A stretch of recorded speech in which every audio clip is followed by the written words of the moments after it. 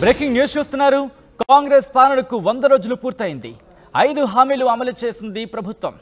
RTC బస్సుల్లో మహిళలకు ఉచిత ప్రయాణం, అలాగే ఆరోగ్యశ్రీ పరిమితి 10 లక్షల రూపాయలకు పెంపు, 500కే గ్యాస్ సిలిండర్, దాంతోపాటు 200 యూనిట్లలోపు ఫ్రీ కరెంట్, 4,50,000 ఇళ్ల నిర్మాణానికి శ్రీకారంతో పాటు వీటన్నిటికి సంబంధించి మనం చూసాం. దాంతోపాటు జాబ్ క్యాలెండర్ అమలుకు ప్రయత్నాలు కూడా చేసింది.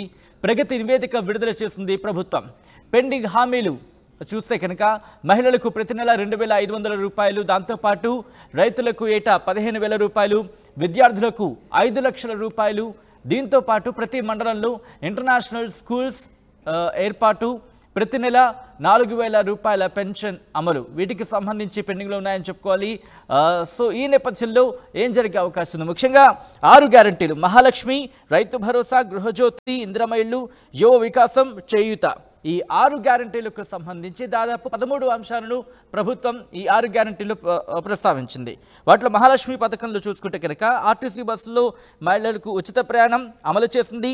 500 రూపాయలకి గ్యాస్ సిలిండర్ని సంబంధించి అమలు చేస్తుంది. కానీ ప్రతి మహిళకు నెలకు 2,500 రూపాయల అంశానికి సంబంధించి ఇంకా అమలు కావాల్సి ఉంది. దాంతోపాటు రైతు భరోసా అంశానికి సంబంధించి కూడా డీటెయిల్స్ ఇంకా రావాల్సి ఉంది. దాంతోపాటు గృహజ్యోతికి చూసుకుంటే 200 యూనిట్లకు సంబంధించి 200 యూనిట్ల వరకు ఉచిత గృహ విద్యుత్ అంశానికి సంబంధించి కూడా ఇంకా అది కూడా ప్రారంభమైన పరిస్థితి. ఇందిరమ్మ ఇళ్లు, యువ వికాసం అంశానికి సంబంధించి కూడా ప్రభుత్వం ఇంకా క్లారిటీ ఇవ్వాల్సిన పరిస్థితి ఉందని చెప్పుకోవచ్చు. చేయూతకు సంబంధించి కూడా 10 లక్షల ఆరోగ్యశ్రీ బీమాను అమలు చేస్తుంది. 4,000కు నెలవారీ పెన్షన్ అంశానికి సంబంధించి కూడా ఇంకా క్లారిటీ రావాల్సింది. అప్డేట్స్ చేసుకునే ప్రయత్నం చేద్దాం. మా ప్రతినిధి శ్రీధర్ అప్డేట్స్ అందించేందుకు లైవ్లో జాయిన్ అవుతున్నారు. శ్రీధర్, కాంగ్రెస్ ప్రభుత్వం వచ్చి 100 రోజులు పూర్తయిన పరిస్థితి. సో ఈ 100 రోజులకి సంబంధించి 100 రోజుల్లోనే 6 గ్యారంటీలు అమలు చేస్తామంటూ కూడా చెప్పిన నేపథ్యంలో కొన్ని అంశాలకు సంబంధించి ఇంకా క్లారిటీ రావాల్సి ఉంది. ప్రభుత్వం ఏం చేయబోతోంది?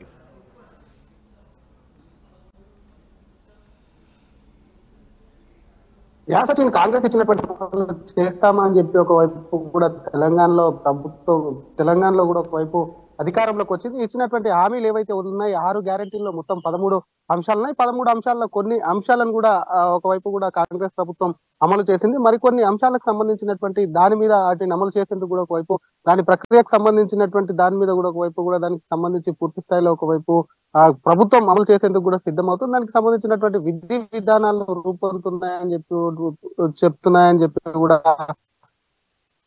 ప్రభుత్వం అమలైనటువంటి దాంట్లో మేజర్ గా ఒకవైపు అటు కాంగ్రెస్ ప్రభుత్వం ఏర్పడినటువంటి 2 రోజులకే మహిళలకు మహాలక్ష్మి స్కీమ్ లో ఉన్నది మొదటి గ్యారంటీగా అమలు చేశారు. ఆరోగ్యశ్రీ పథకంలో భాగంగా 5 లక్షల నుంచి కూడా ఒకవైపు కూడా 10 లక్షలకు కూడా దానికి సంబంధించి కూడా ఒకవైపు అది పెంచినటువంటి ఆ పరిస్థితి ఉంది. మరోవైపు ఇవే ఒకవైపు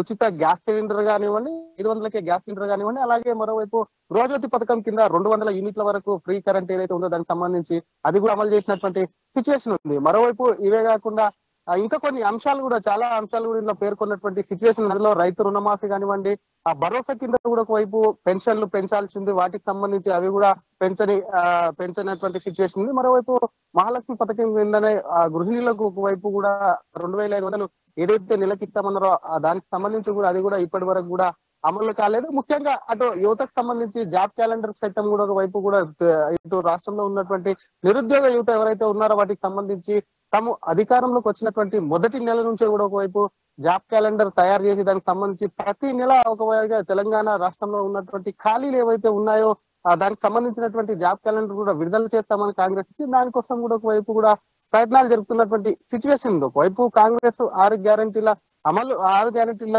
హామీతో ఒకవైపు ప్రభుత్వంలోకి వస్తే మరికొన్ని మాత్రం మేజర్ గా ఒకవైపు కూడా ఇప్పటికే ప్రభుత్వానికి సంబంధించి ఒకవైపు కూడా పెద్ద ఎత్తున విపక్షాలు ఒకవైపు కూడా ఆరోపణలు చేస్తున్నటువంటి పరిస్థితి. ప్రధానంగా ఒకవైపు అటు రుణమాఫీకి సంబంధించి కానివ్వండి, రైతు భరోసా ఏదైతే ఉందో దానికి సంబంధించి రైతులకు ఒకవైపు కూడా ప్రస్తుతం ఉన్నటువంటి రైతు బంధు సాయాన్ని కూడా రైతు భరోసా పేరుతో ఏదైతే ఉందో దానికి సంబంధించి 15,000 పెంచుతామన్నది అది సంబంధించినటువంటి పాత సాయమే అందిస్తున్న దాన్ని కూడా పెంచాలి. మరోవైపు భరోసా పేరుతో ఆసరా పెన్షన్లు ఏవైతే ఉన్నాయో వాటికి సంబంధించి అవి కూడా పెంచకుండా వేస్తున్నారని ఒకవైపు విమర్శలు వస్తుంది. ముఖ్యంగా ఈ 6 గ్యారెంటీల్లో మరొకటి కూడా ఈ ప్రభుత్వం అమలు చేస్తున్నటువంటి సిచ్యువేషన్ దీనికి సంబంధించి ఇందిరమ్మ ఇళ్ల పథకం ఏదైతే ఉందో దానికి సంబంధించి కూడా మొన్న ప్రభుత్వం కూడా ప్రారంభించింది. దీంట్లో భాగంగా ఒక్కొక్క కాన్స్టిట్యున్సీకి ముందస్తుగా స్థలం ఉన్న వాళ్ళకు కూడా ఒక్కో కాన్స్టిట్యున్సీకి 3,500 ఇళ్ల చొప్పున దాదాపుగా రాష్ట్ర వ్యాప్తంగా కూడా 4,50,000 పై కూడా ఒకవైపు ఇల్లు నిర్మిస్తామని పేర్కొంది. మరి మిగిలిన గ్యారంటీలకు సంబంధించి ఒకవైపు, ఎందుకంటే నేడో రేపు ఒకవైపు ఎన్నికల